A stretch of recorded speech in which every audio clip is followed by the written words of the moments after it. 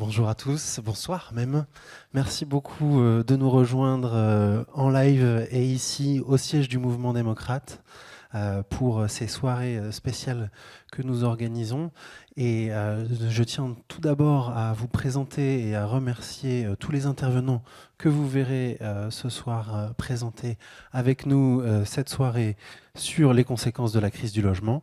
Donc Alice Bernard-Montini, qui est la présidente des Jeunes démocrates européens, Clovis de Brias, qui est le trésorier des Jeunes démocrates européens, et ensemble, ils ont écrit le rapport et un livre blanc sur le logement des jeunes en Europe, et qu'ils nous présenteront tout à l'heure. Je vous remercie d'être venu. Camille Derueil, qui est élue à Roubaix, et qui est aussi la co-animatrice de nos villages.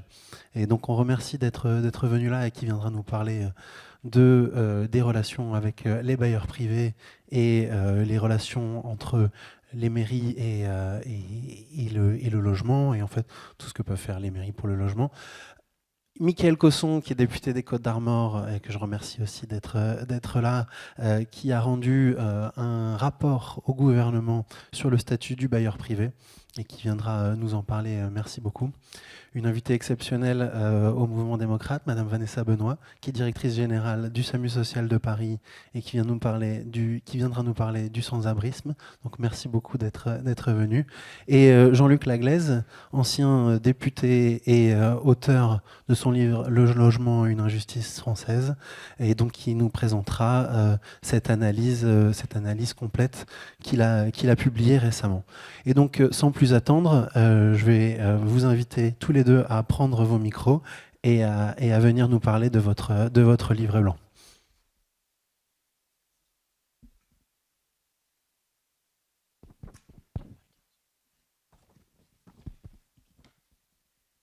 Bonsoir à toutes et à tous et merci d'être présents pour cette soirée spéciale consacrée au logement. Clovis et moi avons décidé de commencer cette soirée par un dézoom sur l'échelon européen. D'abord, je voudrais vous présenter, avant que Clovis s'attaque au rapport à proprement dit que nous avons rendu, notre organisation qui sont les Jeunes démocrates européens. C'est le parti de jeunesse lié aux European Democrats, qui est donc l'émanation du MoDem au niveau européen. Et donc nous portons des valeurs européennes, mais aussi humanistes et sociales. Et ce sujet nous a paru important sur l'année 2025 à étudier et à faire un focus dessus, notamment avec la jeunesse, car c'est un sujet finalement qui touche tout le monde et qui n'est pas seulement sur des thèmes sociaux, mais économiques, environnementaux, et on va voir sur un certain nombre d'autres thèmes. Donc les YD ont à cœur de rendre l'Europe accessible, et c'est pour ça que nous sommes là ce soir, et dans ce cadre, de porter des valeurs et de propager un message à la fois positif, à la fois engageant, mais aussi en se basant sur des données concrètes et des recherches que nous avons pu effectuer. Un dernier mot sur les YD. Nous sommes une organisation qui sommes présentes dans 10 pays avec 12 membres différents et en fait, on va pouvoir passer directement au rapport. Absolument, merci Alice. Donc le cœur de notre engagement politique, c'est évidemment en premier lieu la construction européenne. On est des Européens convaincus et on croit que l'Europe est avant tout une communauté de destin qui repose sur des valeurs communes. Donc notre idée à nous était de savoir comment faire pour que ces valeurs communes soient traduites en matière de politique publique. Mais en premier lieu, c'était important pour nous de faire ce rapport car il y a évidemment une dimension européenne au logement, puisque typiquement en 2005, lorsque les Pays-Bas, par exemple, ont rejeté le traité constitutionnel européen, il y avait évidemment la question du logement qui était sous-jacente et qui a pesé énormément sur les débats, mais c'est aussi le cas en France. Et surtout, la question du logement et du sans-abrisme touche tous les pays européens sans exception.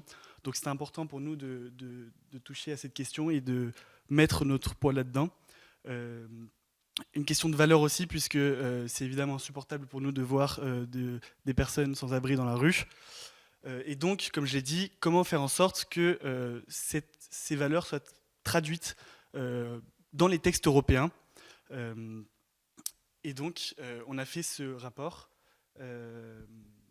Et dans une démarche peut-être, oui, avant d'attaquer le contenu, merci de me le rappeler avec cette transition, dans une démarche en fait, avec une démarche qui est normalement assez large et transnationale, dans le sens où on a commencé par se poser la question à nous évidemment, mais après à faire une enquête en fait dans ces 10 pays différents, en ouvrant largement aux jeunes et en leur demandant quels sont les problèmes de logement que vous avez rencontrés, et pour identifier finalement est-ce qu'on était si différent que ça de territoire à territoire, ou est-ce qu'on retrouve des points communs? Ensuite, une fois qu'on a fait cette enquête et qu'on s'est approprié ces résultats, on a voulu les confronter à des experts et à des données qui sont déjà présentes.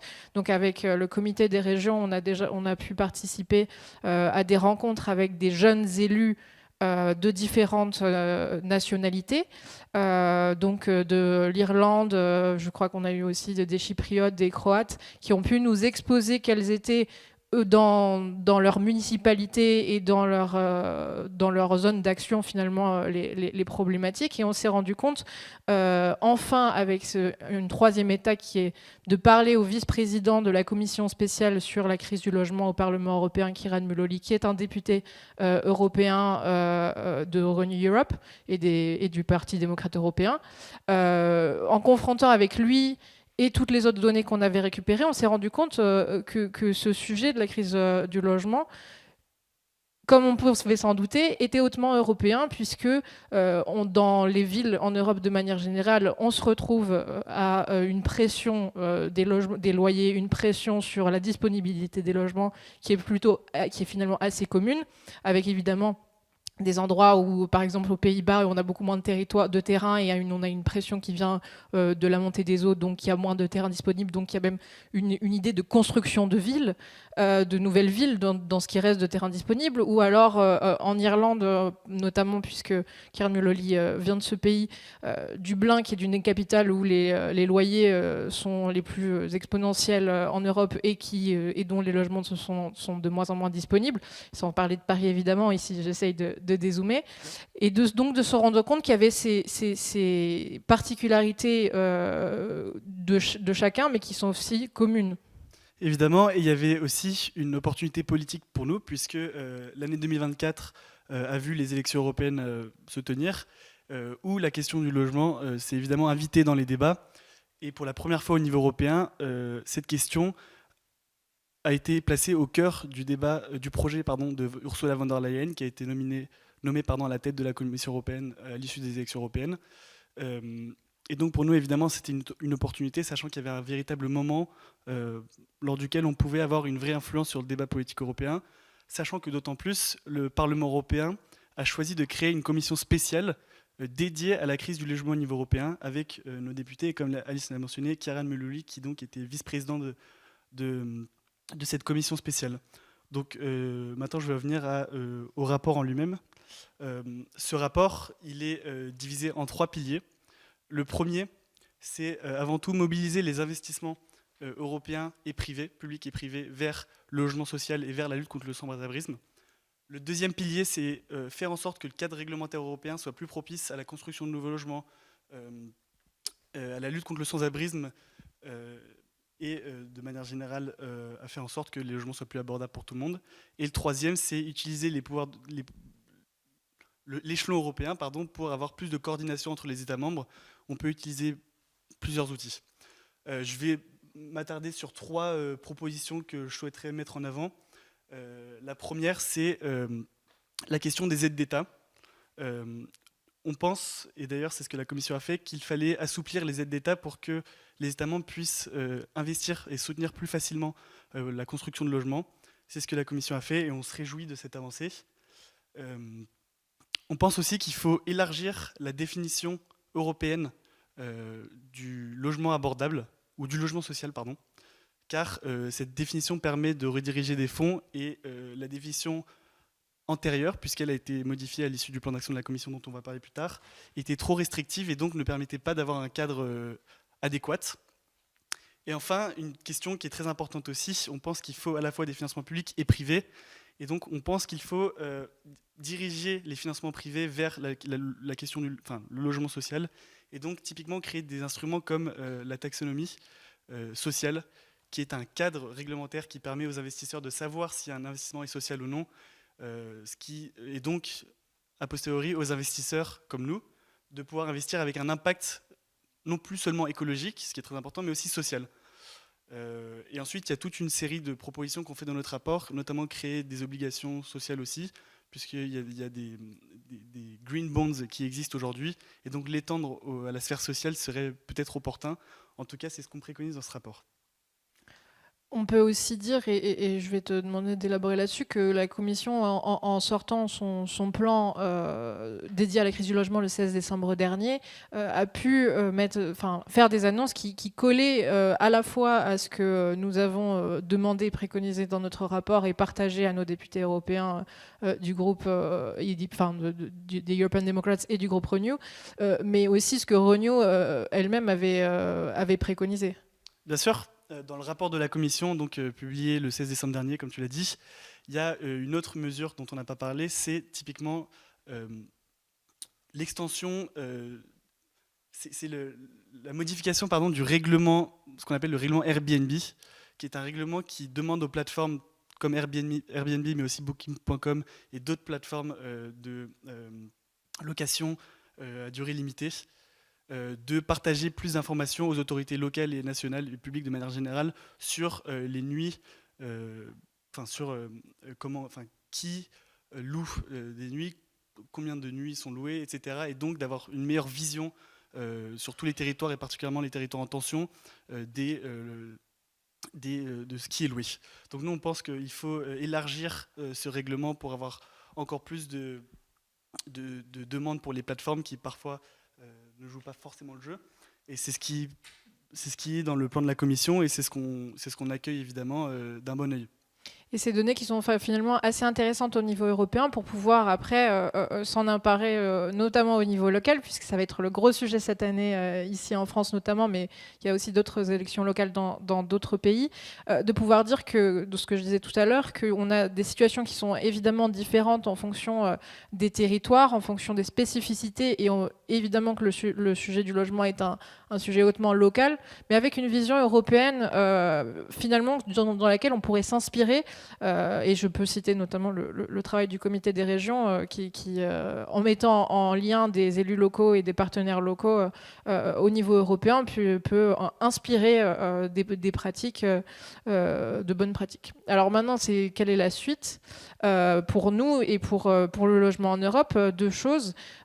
Au niveau des jeunes démocrates européens, on va continuer de porter ce sujet pour pouvoir vulgariser la question.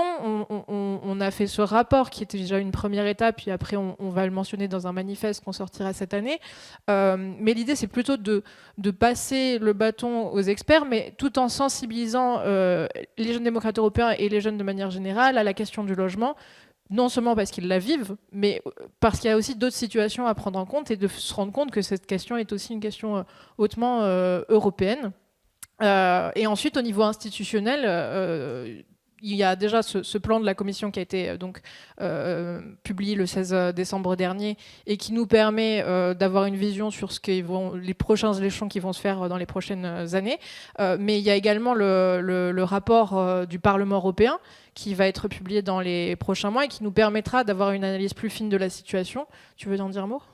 Non, pas forcément du rapport, mais tout simplement pour dire qu'on va aussi garder un œil sur évidemment les négociations autour du cadre financier pluriannuel qui va donc donner le budget de l'Union européenne sur les 7 prochaines années et qui va évidemment être fondamental pour le financement du logement, mais aussi sur toute une série de réglementations européennes, que ce soit sur la performance énergétique des bâtiments ou sur la réglementation des marchés financiers qui vont évidemment avoir un impact sur le logement abordable et qu'on va évidemment regarder de près avec les jeunes démocrates européens. Exactement. Et donc pour conclure, le logement, c'est non seulement une question européenne et transnationale, mais c'est évidemment une question qui touche à la fois, quand tu parles d'émissions, donc au sujet écologique, au sujet social avec le mal logement, le sans-abrisme et même des familles en fait qui ont du mal à être primo-acquérants. Mais donc, et un sujet économique forcément, et on pense pense notamment au parc français. On va s'arrêter là-dessus pour pouvoir passer le bâton aux autres intervenants et rentrer encore plus profondément dans ce sujet. Et on vous remercie de votre attention et n'hésitez pas à aller sur les réseaux sociaux des Jeunes démocrates européens pour lire ce rapport. Et non, l'Europe, c'est pas si compliqué.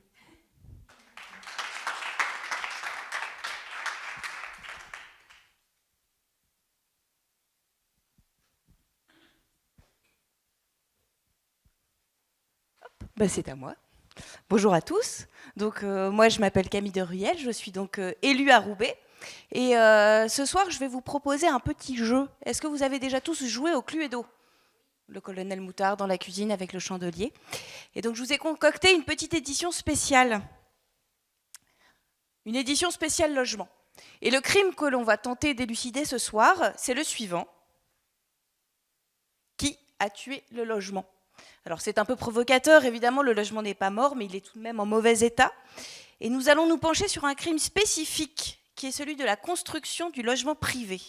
Le marché de l'ancien à la réhabilitation sont des autres sujets que l'on traitera une autre fois.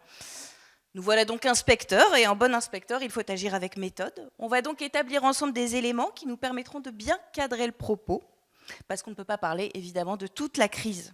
Mais déjà, de parler d'un point structurel, c'est déjà pas mal. Donc les éléments à établir. Donc, dans ce crime, qui sont les victimes qui nous intéressent ? Intéresse n'est peut-être pas le terme. Où se passe la scène de crime ? Quels sont les indices ? Est-ce qu'il y a des suspects ? Est-ce qu'on peut désigner un coupable ?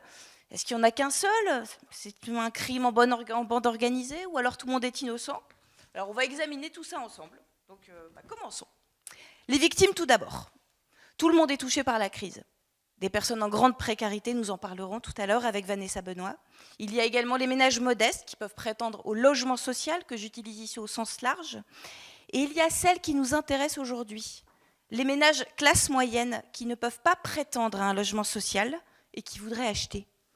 Et qu'est-ce qui se passe pour ces ménages-là ? Ils ne peuvent pas se loger. Voilà, c'est aussi simple que ça. Alors il faut bien comprendre pourquoi je m'arrête sur ces victimes-là et pas sur les autres aujourd'hui. Déjà parce qu'on en parle peu et que c'est bien d'en parler un peu.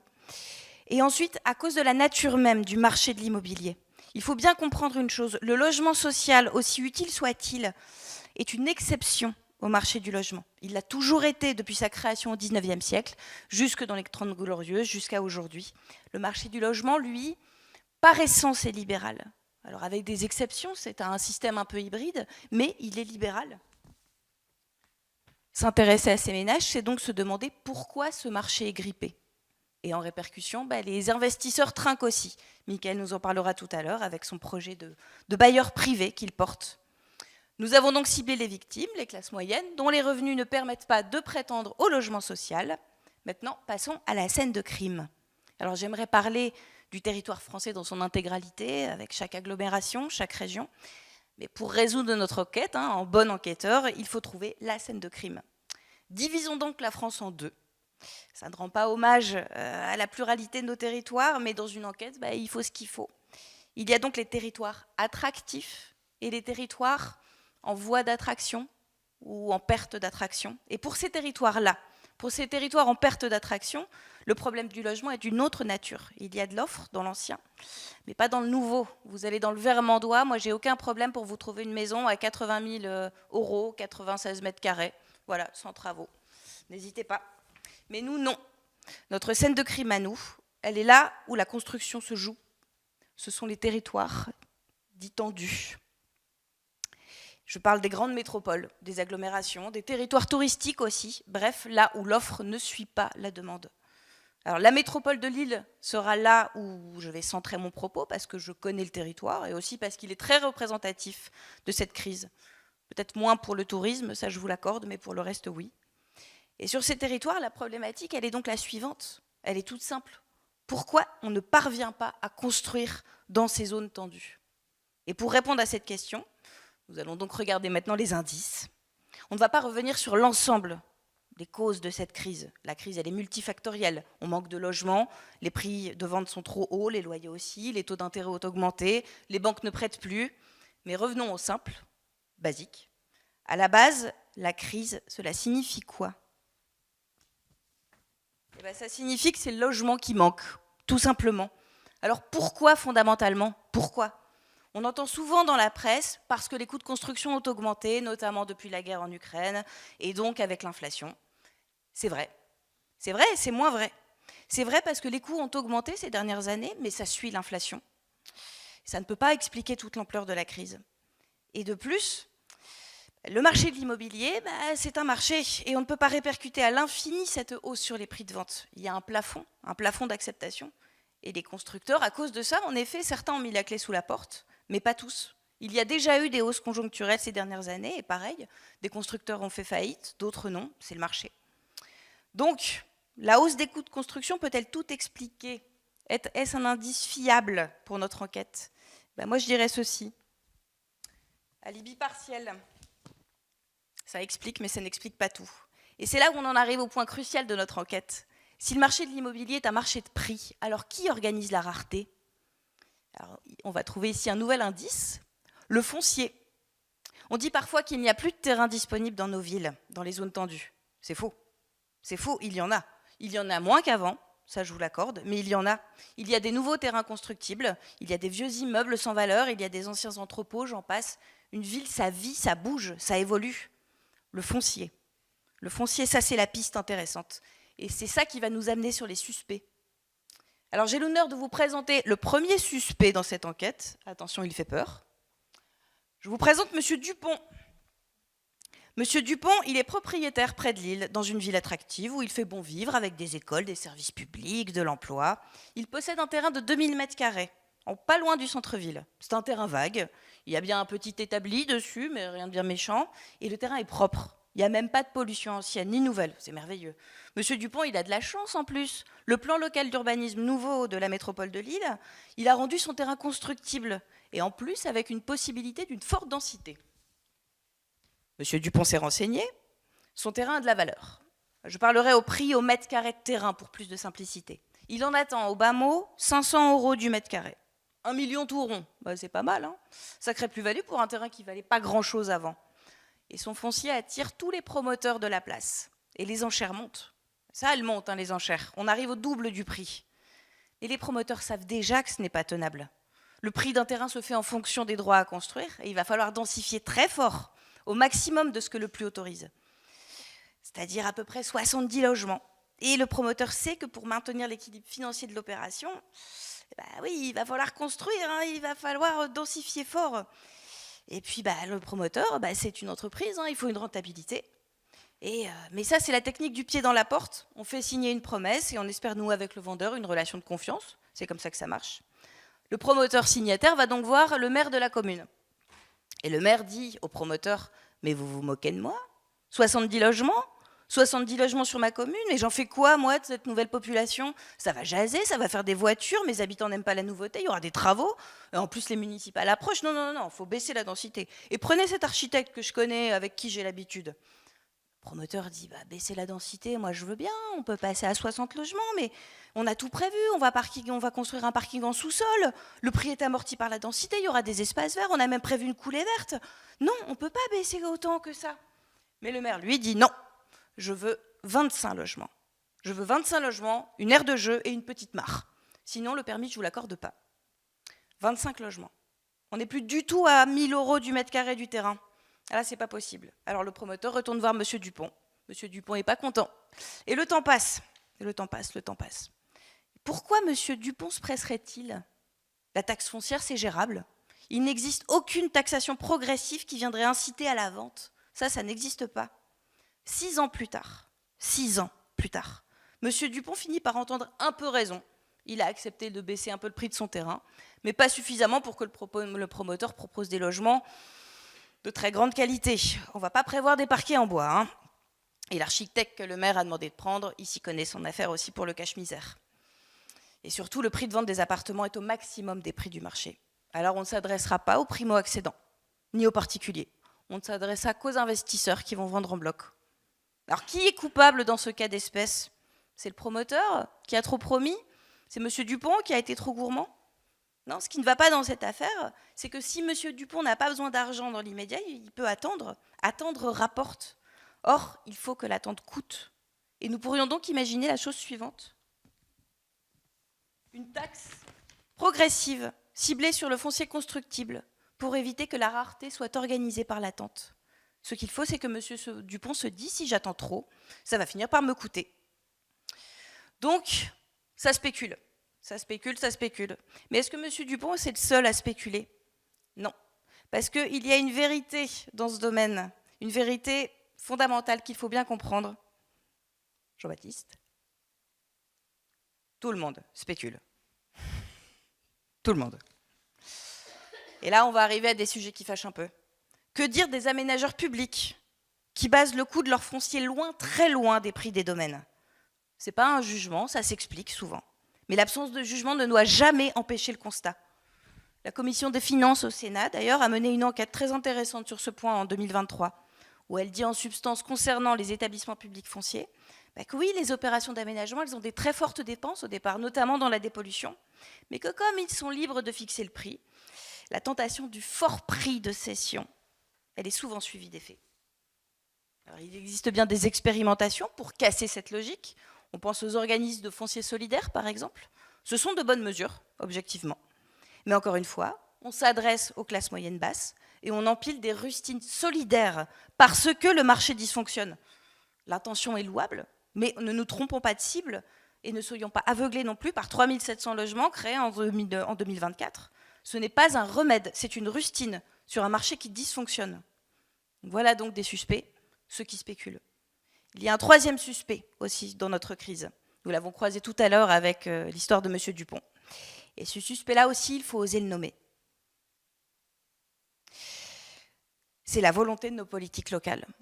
Ce sont nos édiles eux-mêmes dans nos villes denses qui ne veulent pas densifier. Je vais vous montrer à titre d'exemple 2 programmes de logement à venir. Livraison 2028 sur la métropole lilloise. Je ne vous dirai pas où, le but n'est pas d'attaquer, mais d'illustrer. Première image. Voilà.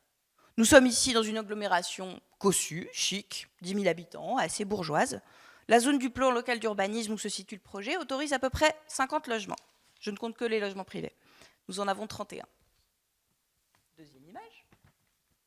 Alors ici, nous sommes dans une agglo un tout petit peu plus grande, 20 000 habitants.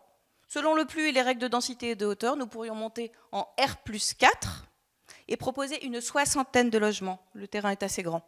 Il y en a 25. Et là, il n'y a pas de logements sociaux. Vous me direz, 54 logements sur ces 2 exemples, ce n'est pas la fin du monde. Hein. Mais quand il s'agit de toutes les opérations, qu'il s'agisse de projets de gré à gré, c'est-à-dire où le promoteur va s'adresser directement au propriétaire, ou alors des appels à projets portés par des aménageurs publics, là, ça commence à compter. Autrement dit, ce qui est autorisé n'est pas mobilisé dans la réalité. Et ça, c'est un fait. Alors, il peut y avoir 1000 raisons pour rabattre la densité autorisée. Je ne suis pas là pour juger ces choix, ce sont des choix politiques, mais il faut regarder ce fait et il faut l'admettre. Dans les territoires attractifs, les villes contribuent aussi à organiser la rareté. Et je me permettrai aussi de dire ceci, un foncier cher, c'est un signe d'attractivité et parfois aussi une manière de choisir qui peut habiter dans cette ville. Et c'est là qu'apparaît le vrai sujet, l'écart entre ce qu'autorise le PLU et ce qui est accordé au permis. Alors quand on entend « donnons plus de pouvoir aux maires », certes, et ça c'est l'esprit de la proposition de loi dite choc qui est en ce moment en discussion au Sénat, oui, mais il faut avoir une chose en tête, les maires de France ne sont pas les membres d'un unique corps. Il y a plusieurs maires, il y a plusieurs territoires. Et dans les zones tendues, donner plus de pouvoir aux maires sur la question du logement et de la construction, ce n'est pas permettre plus de densité là où il y a de la demande. Et pendant ce temps, en France, d'autres territoires, eux, se battent pour attirer et construire, et ça, c'est une autre France, une autre crise. Alors, je dirais en conclusion une phrase que m'avait dite un jour un professeur. Pour qu'un projet aboutisse, c'est très simple. Il faut prendre en compte toutes les parties prenantes. Toutes les parties prenantes. Et aussi les constructeurs. Sinon, ce n'est pas un projet, c'est une compromission. Alors non. Le logement n'est pas mort. La construction n'est pas morte. Mais il va falloir assumer qu'il faut de la densité et que cela tient moins aux règles nouvelles à mettre en place que sur la volonté politique locale dans les zones tendues. Nous pouvons densifier sans rogner sur nos terres agricoles. Et mon propos n'est pas de dire évidemment gavons nos villes jusqu'à l'étouffement. Ça serait une caricature, bien sûr que non. Mais de trouver un vrai équilibre et d'accepter la densité. Je vous remercie.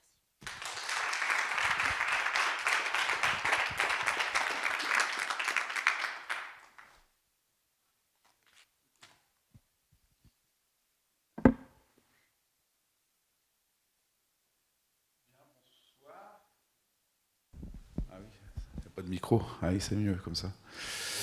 Oui, ce que je disais, c'était qu'effectivement, à partir d'un constat, pour toutes les bourses, tous les âges, on rencontre une difficulté pour se loger. Et c'est pas la politique du logement qui a pu être menée depuis 30 ans qui peut contredire cela. Et la situation que l'on connaît aujourd'hui, avec une demande de plus en plus forte pour pouvoir se loger dans le parc locatif, avec des taux de production qui n'ont jamais été aussi bas depuis 30 ans, qu'on peut retrouver aussi bien dans l'ancien que dans le neuf, plus de mutation, plus de construction, fait qu'aujourd'hui, on connaît la crise. Et je ne vais pas rappeler tous les chiffres qui peuvent circuler depuis plusieurs mois et plusieurs années. Alors pour justement permettre de pouvoir réenclencher une offre de logement, il faut aussi pouvoir retrouver les conditions pour redonner confiance dans l'investissement vers la pierre. Aujourd'hui, on se tourne plus facilement vers un PEA ou un plan d'épargne retraite ou un plan d'épargne X, plutôt que de se dire que la pierre, c'est une occasion de pouvoir résoudre le problème de se loger en France. Et c'est vrai que toutes les conditions ces dernières années ont été réunies pour se détourner. Alors, on se détourne de plusieurs manières. D'abord, on n'y va plus. Ensuite, on peut partir d'un longue durée à une courte durée, ou bien tout simplement privilégier que son logement soit vacant plutôt que de prendre le risque qu'il soit loué et parfois pas payé. Donc c'est vrai que toutes ces conditions ont fait en sorte que, si l'on ajoute le mur économique à travers l'inflation des prix, à travers la réglementation, à travers également les conditions de défaillance en matière de loyer, fait que les gens se sont détournés peu à peu de ce type d'investissement. Alors pour y parvenir, il y avait la profession qui réclamait depuis plus de 10 ans justement un statut de bailleur privé qui permette de retrouver des conditions qui permettent de retrouver de la rentabilité d'une part, et surtout, en fait, face à toutes les normes qui ont pu se succéder, de donner envie à investir à nouveau. Et c'est comme cela qu'on a construit ce statut de bailleur privé avec mon collègue sénateur de Bresse, sous l'égide de la ministre Madame Létard, qui avait comme ambition vraiment de pouvoir redonner des conditions.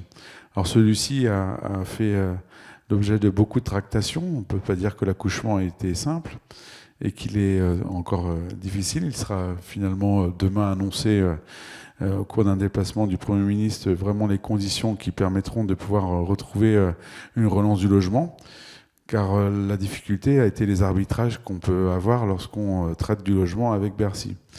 Et souvent, en fait, lorsqu'on parle de logement, on parle de coût que ça peut représenter, mais on ne regarde pas forcément ce que ça peut apporter. Alors, d'une part, c'est de permettre de répondre à la crise du logement, à savoir pouvoir se loger.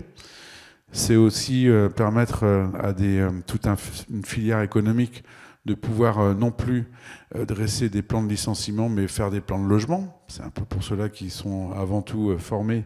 Et aujourd'hui, avec le contexte qu'on connaît, ils sont plutôt à licencier plutôt qu'à construire. Et c'est aussi,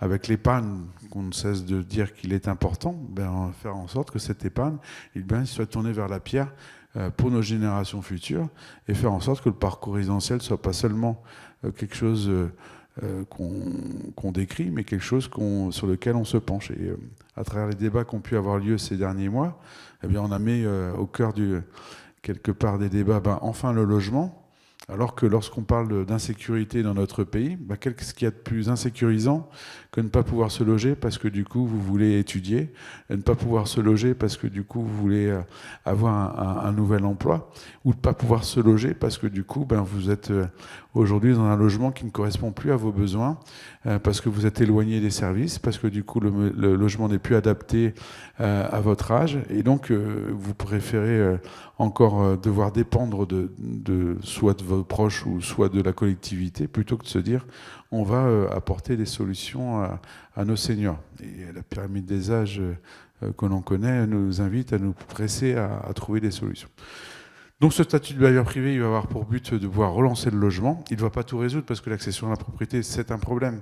Parce qu'aujourd'hui, il y a encore multitude de travaux à mener, de chantiers à mener pour que justement se loger ou construire ne soit pas une difficulté.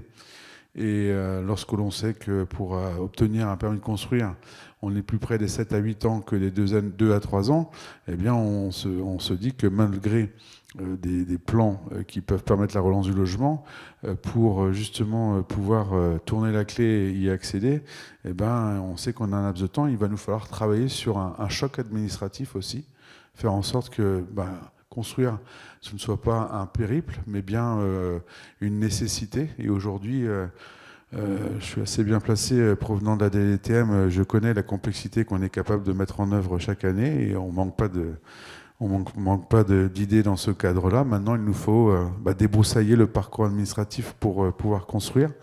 Et je crois que c'est quelque chose qui est important à avoir en tête pour que justement, on puisse avoir une fluidité. Donner des outils aux maires, parce que lorsque vous avez un PLU, c'est bien. Lorsque vous vous retrouvez avec des riverains, vous avez plutôt tendance à non pas construire selon les règles maximales que vous donne votre PLU, mais selon les normes d'acceptabilité qui vous permettra de ne pas avoir un recours. Et donc ça, c'est aussi une réalité. Donc comment on peut apporter des outils pour que ces règles maximales ne soient plus des règles qu'on ne peut pas dépasser, mais des règles pour lesquelles on n'ira pas en dessous par rapport à la densité. Et ça, c'est une manière de pouvoir, lorsqu'on a des territoires qui peuvent être en carence de logement, donnons les outils aux maires qu'ils puissent non plus être attaquables à tout moment, mais qu'on puisse rendre inattaquables les actes qu'ils seront amenés à signer. Donc ce sont beaucoup de pistes qu'on a encore sous le coude pour justement permettre à la profession de répondre aux objectifs de la population, mais aussi de pouvoir tout simplement se dire qu'en France, un parcours résidentiel est devenu possible pour toute notre génération et pour toutes nos bourses. Et c'est un peu tout le travail qu'on mène avec le MODEM, justement, sur différents aspects. On a abordé dernièrement la transformation des bureaux en logement. Donc ce sont la difficulté des copropriétés. Il y aura peut-être aussi à revoir aussi nos baux, qui sont assez anciens et qui ne permettent pas d'avoir cette flexibilité qu'il nous faudrait retrouver sans opposer le courte durée aux longues durées. Il y a peut-être un travail à mener sur les deux pour que justement on puisse loger nos étudiants à une certaine période et pourquoi pas effectivement sur d'autres pouvoir loger des saisonniers. Voilà, il y a des choses vraiment, je pense, à travailler. Et pour cela, c'est de pouvoir donner toutes les conditions. Et donc, c'est une première pierre à l'édifice statut du bailleur privé, mais il y a encore de nombreuses choses à faire évoluer pour que on puisse se loger. Il y a un autre partenaire dont on parle très peu, parce qu'on parle du volet législatif de nos collectivités, mais il y en a un autre que chacune et chacun est amené à devoir pousser la porte lorsqu'il a un projet immobilier, c'est le banquier. Et aujourd'hui, il y a des conditions, effectivement, avec les taux qui augmentent, mais il y a aussi des conditions qui augmentent, c'est celle de pouvoir accéder à l'emprunt. Et accéder à l'emprunt, c'est vrai que les règles qui sont fixées pour le propriétaire bailleur ne sont pas forcément totalement compréhensibles, notamment lorsqu'il s'agit de ne pas intégrer les loyers pour voir s'il y a la capacité à emprunter. Et lorsque nous sommes un ménage qui est locataire depuis de nombreuses années, de ne pas considérer que puisqu'il paye son loyer depuis de nombreuses années, ça veut dire qu'il a la capacité à pouvoir emprunter à la même hauteur. Et ça, ce sont des règles qui sont aujourd'hui fixées par le banquier. Et je crois que l'État aussi, si on veut que l'État, que les collectivités participent au parcours résidentiel de notre population, il y a cet élément essentiel qu'il nous faut aussi raccrocher.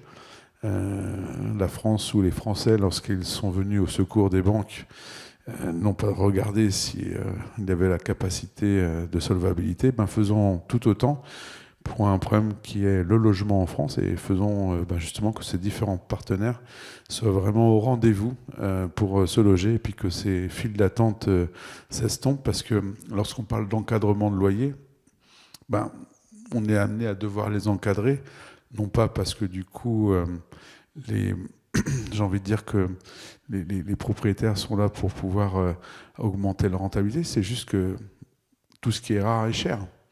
Dès lors que vous aurez une offre à la hauteur des besoins, forcément le propriétaire sera tenté de s'aligner au loyer du voisin s'il ne veut pas que son logement reste inoccupé. Donc il y a véritablement un effort à mener à chacun. Et aussi, par ce statut de bailleur privé, on va réussir à prouver que ça ne coûte pas l'État, mais que ça rapporte, et en plus ça va permettre aux Françaises et aux Français de se loger. Donc la ténacité du breton paye, mais maintenant en fait la meilleure des réponses ce sera justement sur le terrain, lorsqu'on verra justement à nouveau fleurir des grues, parce que rien de tel que des maires bâtisseurs pour pouvoir loger leur population et permettre ce parcours résidentiel, comme je le disais, pour toutes les bourses et tous les âges, et qu'on soit vraiment au rendez-vous et pas en retard, parce que la pyramide des âges, c'est bien de l'étudier à l'école. C'est encore mieux si dans les hautes sphères, ils puissent l'avoir sur le coin du bureau, parce que c'est aussi une manière de répondre à la mobilité. Enfin, il y a beaucoup de choses, mais je ne vais pas m'étendre.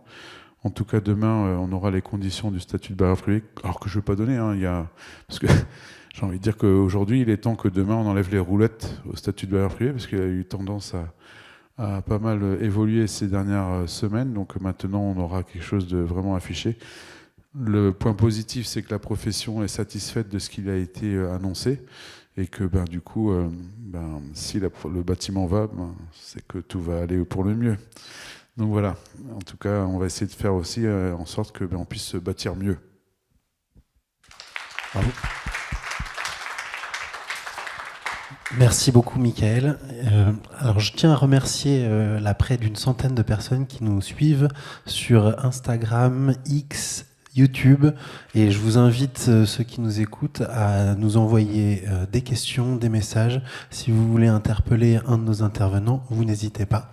Et maintenant, j'ai le plaisir de recevoir Vanessa Benoît, qui est la directrice générale du SAMU social de Paris. Merci beaucoup. Merci vraiment beaucoup de vous intéresser au logement ce soir. Je considère que c'est un des sujets les plus importants et je ne comprends pas qu'il soit pas plus central dans le débat public. Et c'est vraiment la raison de ma présence parmi vous. Je voudrais que ce soit le sujet qui domine les municipales et les prochaines présidentielles, parce que je pense que c'est le sujet qui permet ensuite de travailler sur tous les autres. Peut-être pour vous dire quelques mots sur qui est le SAMU social de Paris, d'où je parle, en fait, ça vous permettra de comprendre la suite de mon propos. Donc on peut passer, voilà, merci. Donc ça, c'est un schéma qui montre un peu tout ce que fait le SAMU social de Paris. Ce qu'il faut retenir, c'est qu'on est présent à tous les endroits où il y a des personnes sans domicile et on cherche des solutions à toutes les formes que prend l'exclusion du logement. Donc on est présent auprès des personnes qui sont à la rue, que ce soit par des équipes mobiles qu'on appelle des maraudes, des accueils de jour ou la plateforme du 115. On porte le dispositif de régulation qui est le service intégré d'accueil et d'orientation de Paris. Donc c'est l'endroit qui fait le lien entre toute la demande et toute l'offre. Donc d'une part la demande d'hébergement et d'autre part l'offre d'hébergement et de services. Et comme vous vous en doutez, l'offre elle est infiniment inférieure à la demande. Donc c'est beaucoup un travail de tri malheureusement, de priorisation comme on dit dans notre jargon. On est ensuite présent pour héberger les personnes, on porte à peu près 1000 places d'hébergement et on est aussi chargé par l'État de porter les 50 000 nuitées hôtelières. Donc comme il n'y a pas assez d'hébergement, l'État va chercher des hôtels, des hôtels sociaux pour héberger les personnes qui sinon seraient à la rue, et c'est le SAMU social à qui incombe cette tâche. On est aussi chargé de les soigner, on porte ce qu'on appelle des dispositifs de soins résidentiels. En fait, en gros, c'est pour des gens qui auraient besoin de soins à domicile, mais hélas, ils n'ont pas de domicile et donc ils sont accueillis chez nous pour pouvoir néanmoins être soignés. On s'est donné comme mission, c'était le souhait de Xavier Emmanueli, dès qu'il avait créé le SAMU social de Paris, d'observer et de témoigner, et c'est aussi pour ça que je suis là ce soir. On a un observatoire qui rend compte des politiques publiques, des publics et des dispositifs, et donc on considère que c'est notre mission, pas seulement d'agir, mais de parler de ce qu'on fait et de parler aussi de ce qu'il faudrait faire. Enfin, on accompagne les personnes, on pratique ce qu'on appelle un accompagnement social holistique ou un accompagnement holistique. On essaye de travailler sur toutes les dimensions de la vie des personnes et de leurs besoins, parce qu'on pense que c'est comme ça qu'elles pourront récupérer leur place pleine et entière dans la société. Et notre objectif, c'est de les accompagner jusqu'au logement, c'est qu'elles nous quittent et qu'elles n'aient plus besoin de nous. Donc dans ce cadre-là, moi je vais vous parler ce soir d'abord de quoi on parle quand on parle de sans-domicilisme. Moi c'est le mot que j'utilise. Ensuite de qui on parle, qui sont les personnes sans domicile. Et puis après, qu'est-ce qu'on peut faire, parce que ça n'est pas un sujet désespéré. Il y a énormément de choses qu'on peut faire pour lutter contre cette difficulté. Alors déjà le sans-domicilisme, donc moi c'est le terme que j'utilise, mais on dit aussi sans-abrisme, on dit aussi sans logement, on dit précarité, on dit exclusion par le logement. Si vous faites une petite recherche sur Google en tapant SDF, vous allez voir arriver ce type d'image. Donc des tentes, de l'installation dans la rue, des sacs, des caddies, des hommes. Clairement, c'est un des visages du sans-domicilisme, mais ce n'est que la partie la plus visible, parce que vous vous en doutez peut-être, les personnes les plus vulnérables ne vont pas se mettre dans l'espace public. Donc ces images-là, en fait, elles occultent toute une autre partie, qui sont les femmes, les familles, les personnes âgées, qui, elles, vont se cacher, vont être dans des endroits moins visibles. Et donc, il y a un travail européen, puisqu'on parlait du contexte européen tout à l'heure, il y a eu tout un travail européen pour définir ce que c'était que l'exclusion par le logement et qui nous montre qu'on est vraiment sur un continuum de situations qui va des personnes vivant dans la rue aux personnes en hébergement d'urgence ou en hébergement de plus long terme. C'est aussi ce qu'on appelle les personnes sortant d'institutions. Donc ça, c'est aujourd'hui, vous êtes en prison, vous êtes dans un asile psychiatrique, mais en fait, vous n'avez pas de logement et lorsque vous sortirez, vous vous retrouverez sans logement. Il y a aussi les personnes qui sont en logement non conventionnel. Alors le logement non conventionnel, ça a des noms beaucoup moins poétiques. C'est des squats, c'est des bidonvilles, c'est tout, c'est y compris des mobil-homes occupés à l'année alors qu'ils ne devraient pas l'être. Et puis il y a les personnes qui sont sans domicile et qui vivent temporairement chez de la famille ou des amis ou des gens qu'ils connaissent beaucoup moins que ça. Donc c'est tout un continuum de situations et les personnes ne vont pas mécaniquement de l'un à l'autre, mais elles évoluent en fait au gré des opportunités entre ces différents statuts et c'est toute cette complexité-là qu'il faut avoir en tête. Et donc quand on a cette complexité-là en tête, et le visage du sans-domicilisme, il est très différent. Vous voyez là, cette image, c'est une image australienne d'une famille qui vit dans sa voiture, donc ça correspond au contexte australien, mais c'est des choses qui existent aussi en Europe et ailleurs, donc des familles entières ou des personnes qui vont vivre dans leur voiture. Vous avez ce jeune avec son sac à dos, et ça, j'en ai fait l'expérience lors de la première nuit de la solidarité à Paris. J'ai interrogé un jeune homme qui n'avait pas un gros sac comme ça, plutôt un petit Eastpak comme un collégien, et je lui ai posé la question rituelle: est-ce que vous savez où vous allez dormir ce soir? Je pensais qu'il me dirait je rentre chez moi, et il m'a dit en fait moi la nuit je dors pas parce que je dors en journée à la gare de l'Est et donc la nuit je marche. Et donc ce jeune homme là, il est complètement invisible en fait. Si vous ne lui posez pas la question, vous ne le verrez pas en journée à la gare de l'Est, et la nuit vous n'imaginerez pas que ce jeune homme qui marche, il ne rentre pas chez lui, mais il est sans domicile. Et enfin une femme avec son enfant, donc ça me permet de faire la transition avec qui sont les personnes sans domicile. Donc les personnes sans domicile, en fait, contrairement à ce qu'on pourrait penser, c'est sans doute majoritairement des femmes. Alors je dis sans doute parce qu'il nous manque des chiffres précis, mais en réalité aujourd'hui, les personnes les plus nombreuses à appeler le 115 sont des personnes en famille, et ce sont des familles souvent avec des femmes, souvent avec des femmes seules avec des enfants, pas que, mais donc les femmes sont sans doute majoritaires parmi les personnes sans domicile. Et ce sont des femmes dont les parcours sont structurés par les violences de genre, c'est-à-dire que c'est la violence qui les rend sans domicile. Le fait d'être sans domicile vous surexpose à la violence et en fait, vous allez élaborer des stratégies pour vous en protéger. C'est pour ça que vous ne serez pas à la rue. Vous allez peut-être préférer des parkings, mais en fait, le parking n'est pas forcément un endroit sécure pour une femme seule non plus. Et enfin, c'est souvent la violence qui les empêche d'accéder pleinement à un logement personnel ensuite. Donc voilà, il y a un sujet énorme qui n'est pas traité et en tout cas qui constitue un des visages du sans-domicilisme. Ensuite, une autre grande partie des personnes sans domicile sont en réalité des enfants. Je vous disais que le SAMU social de Paris est responsable des nuitées hôtelières en Île-de-France. C'est 50 000 nuitées tous les soirs. 23 000 de ces nuitées sont consacrées à des enfants. Donc ce sont des enfants qui grandissent à l'hôtel, là en l'occurrence, mais il y a aussi des enfants qui grandissent dans des centres d'hébergement, voire dans une extrême précarité. Et en fait, je pense que ce qu'on peut tous se dire, c'est qu'un enfant qui grandit dans la précarité et l'absence de logement personnel, c'est un enfant dont les droits fondamentaux sont niés, en fait. C'est un enfant qui n'a pas accès à ce dont il a besoin pour se développer, pour grandir. C'est un enfant qui ne peut pas jouer. C'est un enfant qui va intégrer les préoccupations de ses parents, qui va penser et réfléchir comme un adulte alors qu'il devrait jouer et être heureux comme un enfant. C'est un enfant qui aura aura du mal à accéder à l'intimité quand il sera à l'âge adolescent. Et en fait, c'est un enfant dont nous payerons collectivement tous le mal-être pendant toute son enfance. Je voudrais parler aussi, il y a une image là d'une personne dans un fauteuil, dans une chaise roulante. Je voudrais aussi parler de toutes les formes de handicap et toutes les difficultés de santé. C'est aussi ce visage-là qu'ont les personnes sans domicile. Vous allez retrouver des personnes qui ont des troubles de santé mentale, par exemple, des personnes dépressives. Vous allez retrouver des personnes en situation de handicap, des personnes avec des problèmes de santé. Avoir un problème de santé peut vous prédisposer à devenir sans domicile. Être sans domicile va aggraver votre santé. Donc il y a là un espèce de cumul de difficultés qui ne se résout pas tout seul. Je voudrais parler également des personnes migrantes, en fait, les personnes étrangères. Aujourd'hui, le fait d'être étranger, c'est un facteur de risque en plus. C'est quelque chose qui vous surexpose à la précarité en raison de la politique de non-accueil qui est pratiquée ici. J'y reviendrai. Alors, ayant tracé ce portrait un peu sombre, je ne voudrais pas vous désespérer parce qu'en fait, il y a des choses qu'on peut faire. On peut vraiment lutter contre le sans-abrisme et le sans-domicilisme. On peut améliorer les choses. Je voudrais vous parler de 3 choses. D'abord, du logement, tout simplement. C'est le sujet central.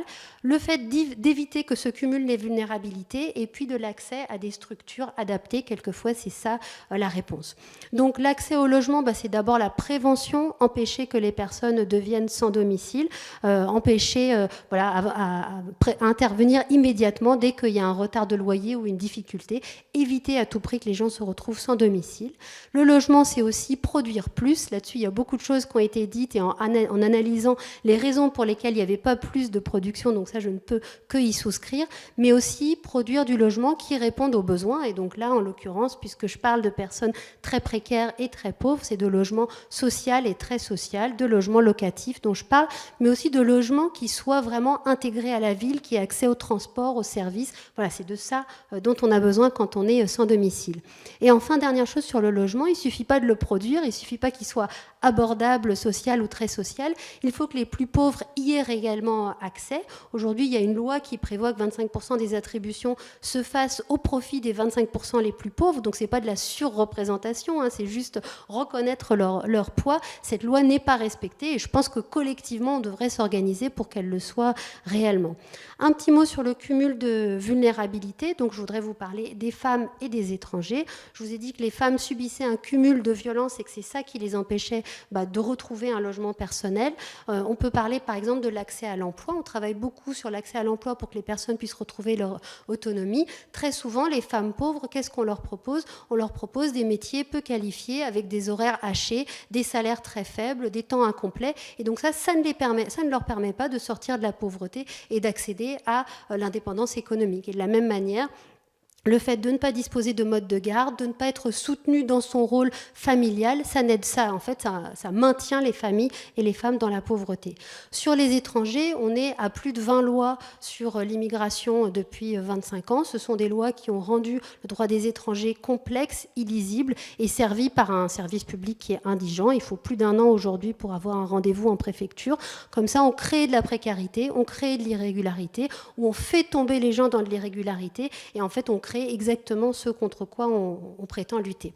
Et enfin, toute dernière chose, certaines personnes sont certes sans domicile, mais elles sont aussi âgées, elles sont aussi en situation de handicap, elles ont aussi un long passé de rue et elles ont juste besoin qu'on reconnaisse leurs besoins. Elles ont besoin d'accéder dans des maisons de retraite, dans des foyers logements, dans des foyers spécialisés pour le handicap ou dans ce qu'on appelle les pensions de famille qui, comme leur nom ne l'indique pas, n'accueillent pas des familles, mais des personnes qui certes peuvent vivre de manière autonome, mais ont besoin d'un cadre un peu plus collectif. Voilà, ça fait c'est juste 3 pistes de travail. Et si on s'y met tous, on peut faire reculer l'exclusion. Merci. Merci beaucoup pour cette présentation. Donc je vous rappelle que vous pouvez continuer à nous poser vos questions. Et tout de suite, j'accueille l'ancien député Jean-Luc Laglaise pour nous parler de son livre. Je vous remercie. Merci Jean-Baptiste. Merci à tous ceux qui nous ont rejoints. Je veux saluer aussi tous nos amis qui nous suivent sur les réseaux sociaux. Je parle de mes amis toulousains qui m'ont promis d'être là, mes amis parisiens aussi qui sont là et qui ne sont pas dans la salle, et mes amis palois, puisque j'ai aussi un certain nombre d'amis palois. Donc ce que nous avons entendu ce soir, en fait, ce sont des réalités différentes, mais un même sentiment. En fait, le logement ne fonctionne plus pour personne. Les jeunes peinent à se loger. Les élus locaux n'ont plus de marge de manœuvre. L'investissement locatif est à l'arrêt. Et l'urgence sociale explose. On pourrait croire que ce sont 4 problèmes différents, mais en fait, ce sont 4 symptômes d'une même réalité. Quand un système crée de la difficulté pour les plus fragiles, de l'impuissance pour les élus et de l'incertitude pour les investisseurs, ce n'est plus un déséquilibre, c'est un système qui est arrivé à ses limites. Autrement dit, si cette crise dure depuis si longtemps, ce n'est sans doute plus une crise conjoncturelle.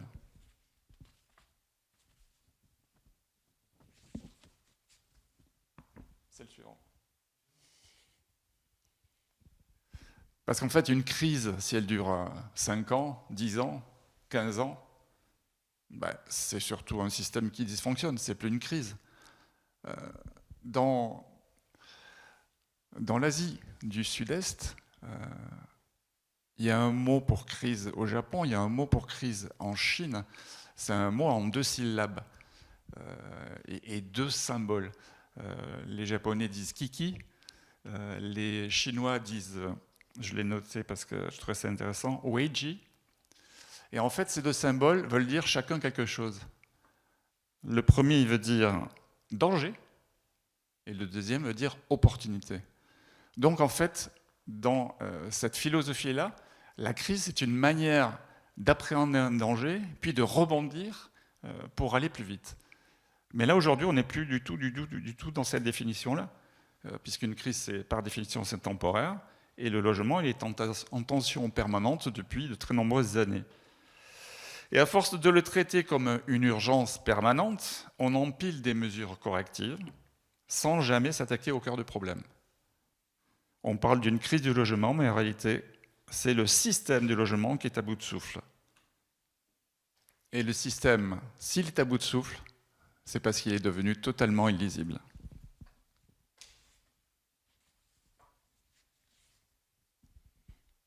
Tellement illisible que personne ne sait plus comment il fonctionne. Les citoyens ne comprennent plus leurs droits, les élus ne maîtrisent plus tous les leviers, les acteurs économiques ne voient plus de trajectoire claire. On demande au logement d'être à la fois un droit, un placement, un outil de mixité sociale, un levier écologique et une variable budgétaire. On parlait de Bercy tout à l'heure. Et quand un système devient illisible, il produit mécaniquement de la défiance, de l'attentisme et finalement du blocage. Et cette illisibilité n'est pas arrivée par hasard. Elle est le résultat de décennies d'empilement de règles.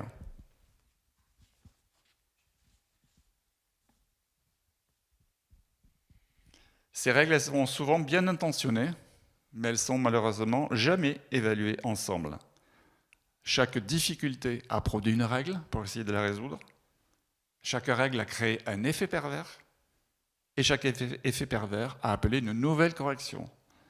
On a donc corrigé à la marge à chaque fois, sans jamais repenser le système dans sa globalité. Et au résultat, plus on ajoute de règles pour protéger, plus on rigidifie et plus on bloque.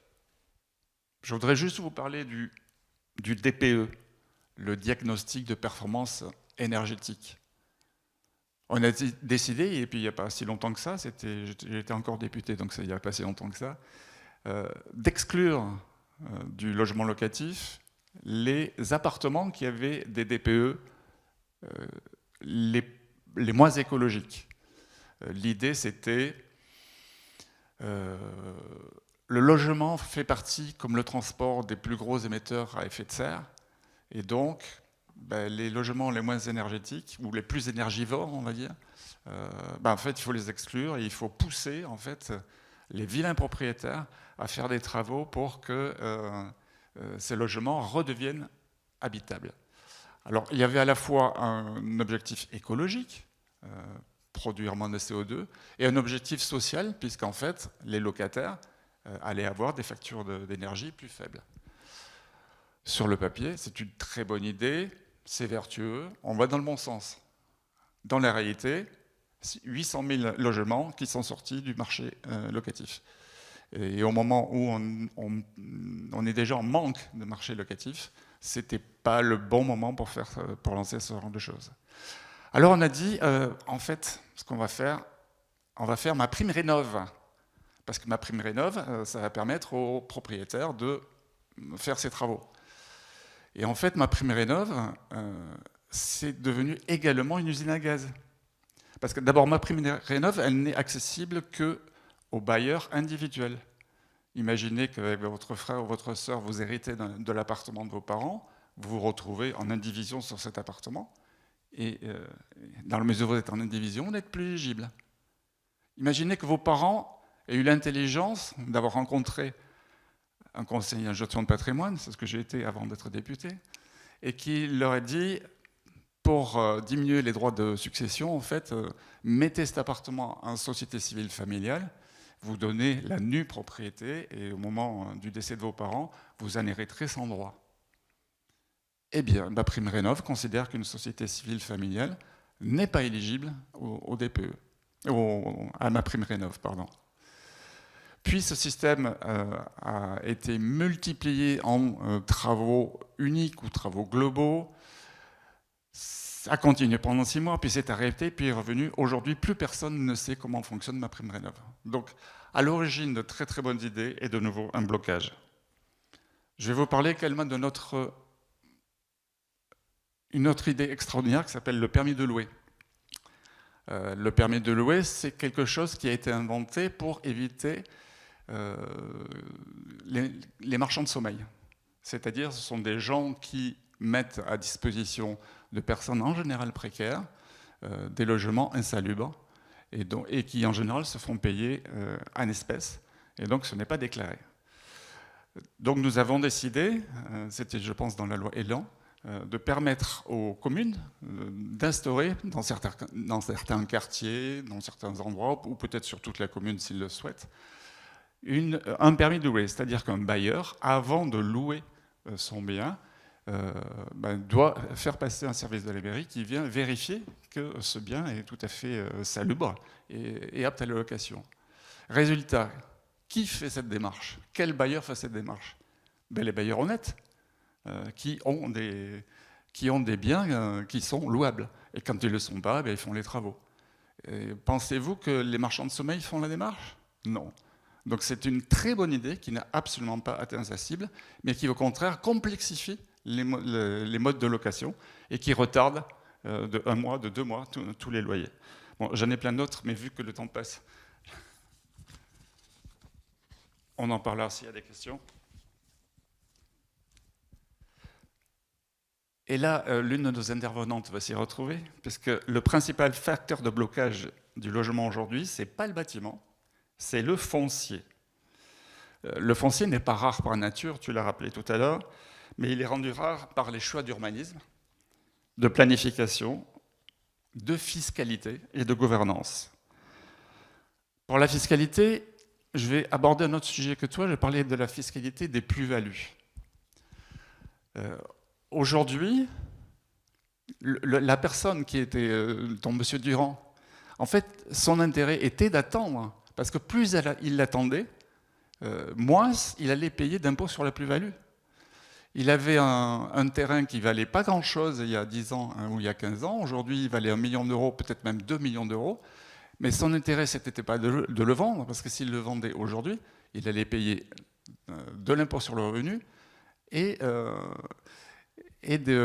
la CSG, les cotisations sociales. Et au bout de 30 ans, il allait être exonéré de ces 2 impôts. Voilà. 26 ans pour l'impôt sur le revenu et 30 ans pour la CSG. Donc il n'a pas intérêt à vendre, au contraire. Donc là, ça veut dire quoi? Là, c'est la fiscalité qui est totalement à revoir.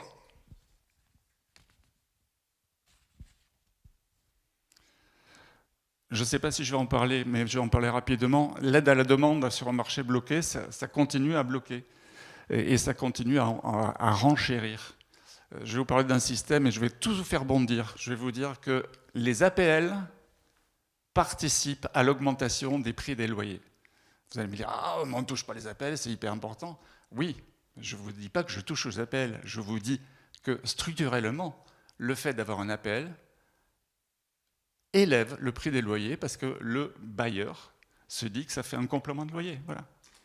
Systématiquement, dans un marché qui est bloqué, où il y a très peu d'offres disponibles, aider la demande, et bien de toute façon, ça ne fait qu'augmenter le prix des loyers. Donc là encore, c'est un mécanisme qui a été pensé positivement, mais qui a un effet pervers. Donc ça veut dire quoi? À chaque fois, on a un système où on pense sur une idée et on ne voit pas la conséquence globale. Je ne parle pas de location meublée parce que on en parlera tout à l'heure.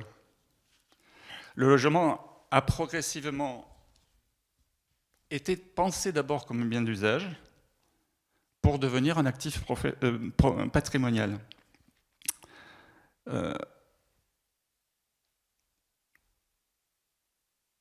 Je vais reprendre ton exemple de tout à l'heure. Un investisseur réfléchit toujours au couple rendement à risque. Un investisseur prudent acceptera peu de rendement dans la mesure où il n'y a pas beaucoup de risques. Un investisseur plus audacieux voudra plus de rendement et acceptera plus de risques. Un investisseur dans l'immobilier aujourd'hui, il a peu de rendement et il a beaucoup de risques. Donc ça veut dire quoi? Ça veut dire qu'il va voir ailleurs. L'investisseur prudent, il va se mettre sur le livret A ou sur les contrats d'assurance vie, et l'investisseur audacieux, il va aller en bourse. Mais il n'y en a aucun qui va aller sur le marché du logement. Donc ça veut dire qu'il faut casser cette mécanique-là.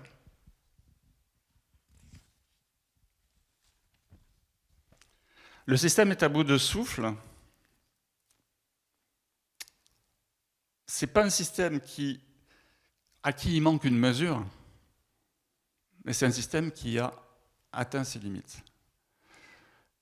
Et chaque nouvelle mesure, aujourd'hui, a de nouveau un effet pervers. La loi Pinel, qui était censée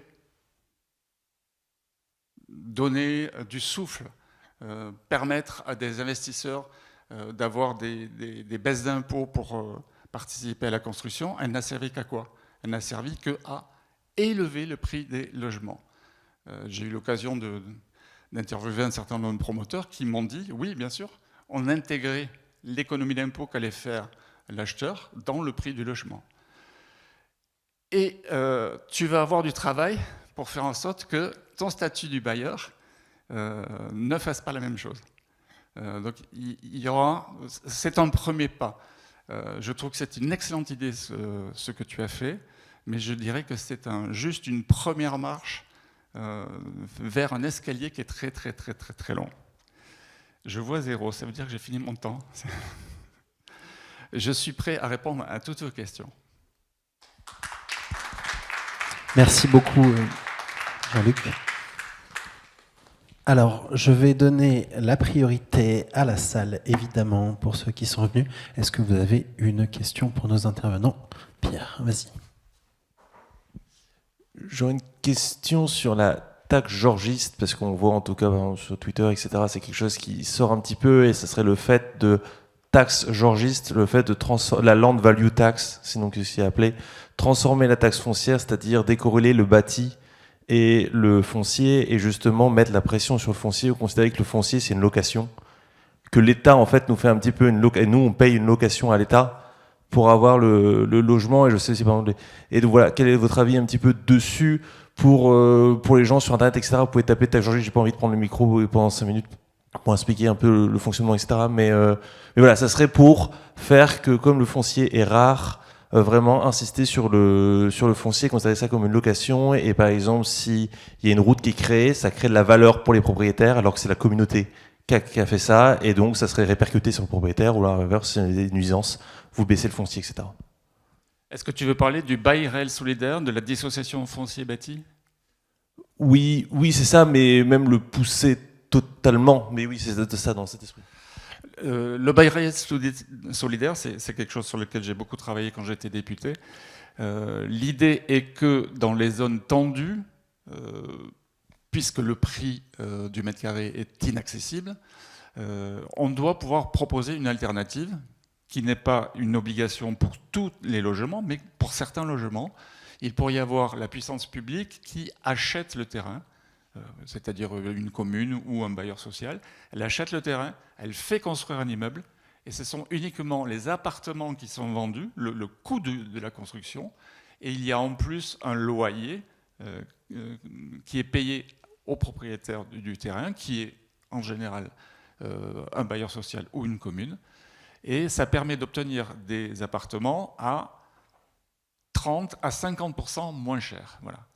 Et donc c'est un système qui existe, qui a été lancé par la loi Allure, avec Julien de Normandie, quand il était ministre, j'ai participé à rebooster, et sur lequel j'avais fait voter une loi qui permettait d'ouvrir en fait ce système à tous les Français qui le souhaitaient. Voilà. La loi n'est pas arrivée au Sénat, il y a eu le Covid entre-temps et un renouvellement sénatorial. Mais oui, c'est vraiment un système qui permet de s'affranchir du prix du foncier. Oui. Très bien. J'ai une question ici sur YouTube de Thomas4573 qui me demande, vous pouvez me dire, et je pense que c'est pour vous, pouvez-vous me dire quelles sont les difficultés que les jeunes Allemands ou Polonais, donc je suppose qu'il veut dire Européens, rencontrent pour se loger comparé à des étudiants français?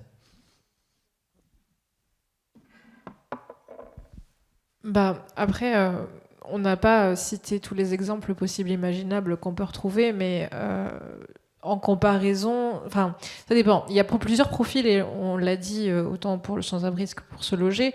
Donc, il y a une chose, c'est les étudiants qui ont l'accès à la mobilité, et ça, je pense que c'est commun à tout le monde. Après, les différences se situent, c'est pas les différences par rapport au profil, c'est les différences par rapport au pays. Donc je peux pas dire les jeunes plus que les autres. Évidemment, c'est les personnes en situation de précarité. Mais je peux donner des exemples. Notamment, on a fait un événement à Zagreb où, et tu me corrigeras si j'ai pas les bonnes données, Clovis, mais dans lequel on a vu que justement par peur que les biens une certaine partie du parc de logements à Zagreb qui n'est pas habité. C'est-à-dire que c'est des biens qui sont hérités et donc qui ne sont pas remis sur le marché par peur de dégradation, parce que c'est compliqué de le faire, etc. Et donc il y a une pression du logement, parce que Zagreb est une ville très, très touristique et qui de plus en plus avec les années, mais qui reste quand même une ville vivante, avec des étudiants qui cherchent à se loger, avec des familles, etc. Et donc il y a un certain nombre de logements qui sont complètement vacants, qui sont utilisables, donc qui ne sont pas forcément vétustes, il y en a qui le sont, il y en a qui le sont moins, et qui ne sont pas remis sur le marché. Et ça concerne notamment les étudiants, puisque des familles peuvent se dire on va s'installer un peu plus loin, on a la voiture, etc. Sauf que des étudiants, en général, quand on se déplace dans une capitale depuis chez soi, un peu plus en zone rurale par exemple, on a besoin de se loger plus près, on n'a pas forcément la famille qui est là, etc. Donc ça, c'est un des exemples que j'aurais à donner sur le sujet. Je ne sais pas si tu en as un second en tête. C'est juste pour ajouter que on observe aussi un phénomène d'internationalisation des études, où il y a de plus en plus de jeunes Européens qui vont faire leurs études dans d'autres pays en Europe. Et donc évidemment, si on est allemand ou croate ou français, on va faire ses études à Dublin ou à Maastricht. On va forcément avoir la problématique du logement, puisque les villes étudiantes sont particulièrement touchées. Et souvent, les jeunes étudiants doivent payer des prix qui sont beaucoup trop chers, dans la mesure où ils n'ont pas de revenus, ou alors... où leurs parents n'ont pas forcément les moyens de leur fournir des fonds pour se loger. Donc évidemment, c'est un problème qui touche la jeunesse européenne. Et je vais juste conclure, parce que j'imagine qu'il y a plein d'autres questions, mais ça me fait penser, c'est justement là, dans ce cas-là, ce qu'on pourrait observer par rapport à la question qui vient d'être posée, c'est une inégalité entre les pays. C'est-à-dire qu'un Français qui se déplace en Croatie et un Croate qui se déplace en France, c'est deux choses qui sont complètement différentes, puisqu'il y a un pouvoir d'achat, il y a aussi une confiance à la location des bailleurs en disant tu viens d'Italie ou de Roumanie, je te fais confiance d'une manière différente. Et donc ça crée une inégalité dans la mobilité qui est déjà observée dans l'inégalité à la mobilité de zone rurale à zone urbaine, par exemple. Merci beaucoup. Est-ce que vous auriez d'autres questions? Sinon, j'en ai une ici. Ah, tu veux poser une question? Très bien. Attends, je te laisse intervenir, bien sûr. C'est vrai que souvent, lorsqu'on parle des logements étudiants, donc forcément, on ne regarde jamais vers ceux qui décident de où est-ce que vont se réaliser les études. Je pense à l'éducation nationale. Et aujourd'hui, finalement, on a tendance à concentrer vers les lieux pour lesquels il y a déjà un problème de logement. Et on vient y ajouter un second en voulant absolument que les étudiants étudient dans cette métropole. Moi, je le dis souvent, hein, n'oubliez pas la pyramide des âges que vous avez appris à l'école. Et plutôt que de vouloir concentrer les problèmes au même endroit, n'oubliez pas que nos lycées, nos collèges vont bientôt avoir des classes disponibles. Et plutôt que de déplacer une centaine d'étudiants, faisons en sorte que nous soyons là pour accompagner dans la mobilité les 10 professeurs qui seront amenés à avoir. Et je crois qu'il y a véritablement un effort, et c'est le problème du mode silo, c'est-à-dire qu'on a d'un côté un ministère pour le logement, un ministère pour l'économie, un ministère pour l'éducation nationale, et il n'y en a aucun qui se regarde pour se dire quels sont les besoins de l'un et l'autre, et ça se trouve que, eh bien, en s'entendant et en ayant un peu plus de bon sens, eh bien, on peut peut-être justement diminuer les difficultés qu'on peut rencontrer lorsqu'on est étudiant. Juste parce que du coup, on n'a pas eu la réflexion de se dire on a 3 ministères à 500 mètres l'un de l'autre, on peut peut-être se rencontrer. Merci Mickaël. Véronique. C'est un peu complémentaire sur le logement des étudiants. Moi, avec Parcoursup, ça me peine des fois de voir des bons élèves, des classes moyennes et tout ça, ils sont obligés de renoncer à leur admission dans une école prestigieuse, enfin, non, plus ou moins, prestigieuse ou pas, dans Paris, parce qu'ils ne peuvent pas se loger. Ça, c'est inadmissible. Alors, on s'inquiète des étudiants étrangers qui viennent dans Paris. Bon, je pense qu'il y a la Cité internationale, des structures comme ça adaptées pour eux. Enfin, je procède à des raccourcis. Bon. Quelqu'un veut intervenir sur cette question? Sinon, j'en ai une autre qui est pour le SAMU social. Quels sont les effectifs du SAMU social en France et comment on peut se porter volontaire? Pardon. Ça, c'est une question trop gentille. Alors moi, je peux parler que des effectifs du SAMU social de Paris. On est 1000 parce qu'on a toutes les activités dont je parlais qui sont très nombreuses. Mais il y a des SAMU sociaux dans toutes les villes de France qui ne sont pas forcément reliés à nous. Et je pense qu'il suffit de taper SAMU social et le nom de sa ville sur Internet. Et je pense qu'ils ont toujours besoin de bénévoles et de volontaires. Donc voilà, merci beaucoup d'avoir cette pensée. C'est très chouette. Et ce soir, c'est la nuit de la solidarité, et donc on y pense particulièrement. Et j'ai eu une question sur X qui était un peu plus technique. Avec les obligations de 25% de logements sociaux, dans les nouveaux immeubles, les prix augmentent pour les 75% restants. Est-ce que c'est obligatoire? Et c'est de Jessica. Oui, je comprends tout à fait sa question. Cette obligation de 25% de logements sociaux fait que ces logements vont être vendus par le promoteur à prix coûtant, ou parfois en dessous de prix coûtant, à des bailleurs sociaux. Donc ça veut dire que le promoteur il doit quand même faire un minimum de marge pour payer ses équipes, pour payer les assurances, pour tout payer. Donc ça veut dire que cette marge, elle va se récupérer sur les 75% restants. Donc ça veut dire qu'on a mécaniquement un prix au mètre carré qui va augmenter. Ceci étant, avoir 25% de logements sociaux dans chaque immeuble, c'est plutôt une bonne idée en termes de mixité sociale. Plutôt que d'avoir des quartiers ghettos où tout est logement social, vous avez des logements sociaux un petit peu partout dans la ville. Donc ça, c'est plutôt une bonne idée. Par contre, faut faire peut-être différemment et faire un pas de côté. Et c'est-à-dire repenser les relations entre les promoteurs et les bailleurs sociaux, qui n'est pas ce bras de fer imposé souvent par le maire. Et pourquoi pas, et là je vais rebondir sur ce que proposait notre intervenante tout à l'heure, avoir 25% de logements en plus de ce qui est prévu dans le PLU à titre de logement social. Et donc là, effectivement, ça ferait 125% de logements. On aurait pas mal de logements. Tout est amorti sur les logements prévus initialement et on peut faire 25% de logements sociaux à prix coûtant cette fois-ci. Camille, est-ce que tu pourrais nous parler un petit peu de la situation à Roubaix par rapport aux ces logements sociaux et au PLU? Alors juste un tout petit point au préalable, il y a aussi une petite marge de manœuvre aussi sur le coût de rachat en fait des bailleurs aussi. Ça dépend des agglomérations, mais ce n'est pas un prix fixe forcément pour toutes les villes. Ça c'est important aussi à savoir pour le prix qui est répercuté en tout cas sur le logement privé par la suite. Alors une situation comme Roubaix, là on est dans dans un prisme inverse. C'est qu'on a trop de logements sociaux. On en a trop. Et la difficulté aujourd'hui, l'enjeu dans une ville comme Roubaix, c'est justement de faire revenir des accédants dans le logement privé. Et donc, ça demande un petit peu de changer de paradigme. C'est ce que la ville essaye de faire, en tout cas, mais pas toujours avec réussite. Là, dernièrement, il y a encore un projet qui est en cours, encore du logement social prévu au centre-ville.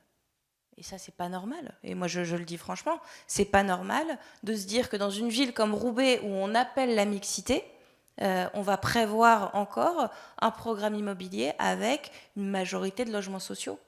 Voilà. Et que finalement, cette mixité, elle est possible. Et que les gens, surtout sur la métropole de Lille, sont en attente de logement. Et Roubaix, on va au-delà des clichés de la ville de Roubaix. Non, il y a une demande aussi pour Roubaix. Donc voilà un petit peu l'enjeu pour des villes comme Roubaix, et ce sont des exemples qui peuvent se répercuter un petit peu en région parisienne, ça. Oui. Intervenir. Et puis on va conclure, mais vas-y. Pardon, j'avais une question pour Camille, du coup. Parce que j'ai beaucoup aimé la manière dont tu nous as présenté les choses, et je pense que peut-être qu'en vue municipale, c'est quelque chose que les gens peuvent se demander, mais comment est-ce qu'on parle à la population de ce problème de multi-acteurs pour expliquer que, en fait, on a besoin de logement, et c'est pas qu'on veut polluer votre quartier avec des tours, mais il y a des gens qui ont besoin de se loger, et on peut aussi mettre des espaces verts. Tout à fait. Et alors là, c'est la grande question de ce qu'on appelle un petit peu dans le jargon, c'est l'acceptabilité sociale. L'acceptabilité justement d'un nouveau logement qui arrive, d'un nouveau programme. Alors il n'y a pas de solution miracle, hein. Il n'y a pas de solution miracle. Il faut de la concertation, il faut aller voir les habitants, il faut expliquer. Mais néanmoins, je pense que cette notion d'acceptabilité, il ne faut pas non plus en faire un pare-feu. Il ne faut pas que les maires dans les zones tendues se disent « Ah bah non, la notion d'acceptabilité ».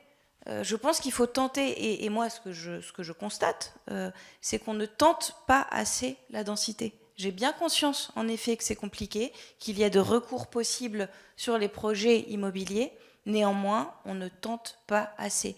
Et je pense aussi qu'on n'est pas obligé du jour au lendemain non plus de proposer des programmes où on passe de 30% de la densité autorisée à 80%, évidemment qu'il y a un gap. Mais je pense que là, alors ça peut en effet être un projet pour les prochains mandats, de se dire que les projets immobiliers qui arriveront dans les villes, petit à petit, on augmente la densité. Et puis aussi, il y a par exemple, la notion des voitures. Aujourd'hui, la voiture, il y a des plans locaux d'urbanisme qui prévoient 4 places de parking par logement.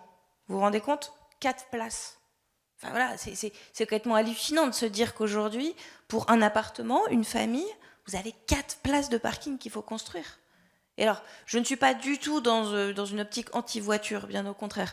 Mais je pense que ça aussi, il faut peut-être repenser certaines règles aussi de ce point de vue-là. Après, j'ai pas de solution miracle, en effet.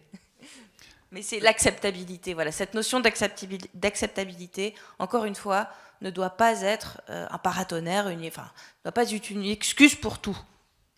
Je voudrais reparler de l'acceptabilité, justement. Le PLU n'est pas quelque chose qui est imposé au maire. Le PLU, c'est quelque chose qui est décidé par le maire. Et donc, si ce PLU, qui est aujourd'hui un outil hyper technique, qui reste entre les mains de techniciens et qui est voté souvent à la va-vite dans un conseil municipal ou dans un conseil communautaire, s'il était mis à la concertation des habitants, si tout le monde savait ce qui est prévu dans tel quartier, quels sont les plans, quelles sont les hauteurs, quels sont les les formes que l'on va mettre, il y aurait peut-être moins de manque d'acceptabilité au moment où la construction allait se faire. Mickaël, tu voulais conclure? C'est un vaste problème, la question de la densité. D'autant plus que lorsque vous regardez vos centralités, quelque part, il n'y avait pas toutes ces règles, il n'y avait pas tous ces recours. Mais je ne connais pas un bourg pour lequel on ne soit pas sur un minimum de R+2 dans l'ancien. Cependant, en fait, après, on a considéré que finalement, puisqu'on avait du pétrole, on pouvait faire des lotissements, on pouvait faire des ronds-points, tirer des réseaux et faire en sorte qu'on puisse habiter en périphérie, parce que c'était plus un problème. Et aujourd'hui, on se rend compte que ce système de 50 ans, il est aussi arrivé à bout de souffle, parce que tout simplement, c'était pas forcément une bonne chose qu'on avait apportée. Et pour justement arriver à quelque part retrouver un peu de bon sens et expliquer que bien en fait le modèle de la maison individuelle avec le terrain tout autour, c'est quelque chose qui a pu exister à un moment donné, mais qu'il nous faut se dire que c'est pas forcément répondre à ses besoins, parce que on parle du budget des ménages, et lorsqu'on parle du pouvoir d'achat, le premier poste des dépenses, c'est le logement. Le deuxième, c'est la mobilité. Tout simplement parce que du coup, on a fait en sorte de construire des logements sur un foncier qui ne cesse de croître, avec en plus un certain éloignement des commodités qui font qu'on peut pas se passer de 1 ou 2 véhicules, et donc forcément, il y a un budget qui explose. Et je crois qu'aujourd'hui, ce qu'il manque, on parle d'acceptabilité, eh bien en fait c'est tout simplement que les règles du PLU, tu en as parlé, effectivement ne sont pas forcément connues. Alors moi il se trouve que derrière j'ai assisté les communes pour réaliser leur PLU pendant quelques années, et effectivement lorsque j'étais amené à présenter le PLU qui allait les concerner eux, parce que moi j'étais le technicien mais c'est pas moi qui allais habiter sur leur commune, oui, effectivement, autour de la table, il n'y avait pas forcément pléthore de personnes qui étaient en capacité de pouvoir digérer le document qui était non pas considéré pour eux comme un outil de développement, mais comme une phase par laquelle ils devaient passer. Et donc, après ces cinquantaines de réunions publiques, ils étaient contents de pouvoir signer en bas à droite pour passer à autre chose, et puis de se dire, bon, maintenant, on va aller pouvoir voir le lotisseur pour pouvoir faire des logements. Et le diable se cache dans les détails. Et je crois qu'aujourd'hui, les règles du PLU, il nous faut les transformer, puisque, comme je le disais tout à l'heure, nous avons des règles maximales, mais lorsqu'on se retrouve confronté, alors il y a le promoteur qui vient répondre avec son architecte, qui lui va regarder l'article 11 et l'article 12, donc c'est les hauteurs, et donc il va commencer à faire son gabarit. Vous avez le comptable qui va regarder si ça passe financièrement et comment ça passe, et puis après vous vous retrouvez devant le maire qui lui va regarder par rapport, oh, c'est à combien au fêtage? Ah oui quand même. Et la sablière, ah du coup, et est-ce que tu peux regarder qu'est-ce que ça aura comme un impact avec par rapport au droit de vue, par rapport au seuil? Et c'est vrai que forcément, très rapidement, il va falloir qu'on fasse une petite réunion de concertation. J'ai été maire pendant 12 ans, je sais comment ça se passe. Vous faites votre réunion de concertation. Bon, vous essayez de présenter le document de manière à ce qu'on puisse diminuer le plus possible l'impact. C'est un peu comme les éoliennes en mer. Hein. Vous avez un truc, ça sera la taille d'une allumette, et puis finalement vous vous rendez compte que l'allumette est un peu plus grande. Là c'est pareil. Et donc du coup, pour que justement ce projet puisse se faire, parce que c'est nécessaire, il va devoir faire en sorte qu'il n'y ait pas de recours. Et pour qu'il n'y ait pas de recours, il faut qu'il soit accepté. En tous les cas, faire en sorte que, même si d'un point de vue urbain, il est clean, derrière, il ne faut pas qu'il puisse être attaqué, dans le sens où il a aussi un mandat à renouveler. Et c'est aussi la réalité. Et donc, pour moi, quand je parle d'outils au maire, c'est de faire en sorte que lorsque nous avons un besoin réel, eh bien que ces règles maximales qui ont été validées par la population, puisque le PLU n'a pas fait l'objet de recours, et pour cause, eh bien, en fait, c'est se dire, cette règle-là, vous avez un problème de logement, c'est pas une règle maximale, c'est celle que vous devez avoir, comme vous l'avez effectivement fait dans votre centre-bourg. Parce que c'est la réalité. Nos centres-bourgs, à l'époque, nos aïeux, ils n'avaient pas de voiture, donc du coup, ils construisaient en élévation, parce qu'ils étaient un peu plus intelligents que nous. En tous les cas, ils avaient un peu moins de moyens, mais ils avaient de la matière grise. Bon, on conclura sur ces paroles. Merci beaucoup à tous. Merci beaucoup Michael. Merci beaucoup Vanessa. Merci beaucoup Jean-Luc. Merci beaucoup Camille, Clovis et Alice. Et donc, on se retrouve à très bientôt. Merci de nous avoir suivis en direct sur le live. Et puis, vous nous retrouverez sur tous nos réseaux pour le découpage de toutes ces séquences. Si vous l'avez raté, merci à tous. Et puis, je vous invite maintenant à boire un verre si vous le souhaitez.